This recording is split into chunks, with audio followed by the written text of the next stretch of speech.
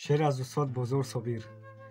تو نیمی منی، نیمی جسم و جان منی، و ذره ذره تو پیوند جاودان منی.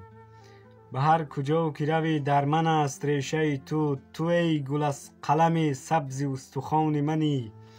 به هر کجا که روم نیمه تنم به تو، به هر کجا که روم نیمی آدمم به تو.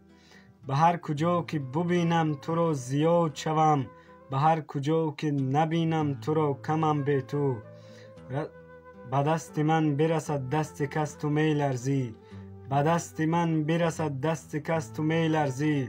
رسد به دست تو دست بلرزه می آیم، تو آشیان من و من که آشیان تو هم، تو جای جان من و من که جای جان تو هم.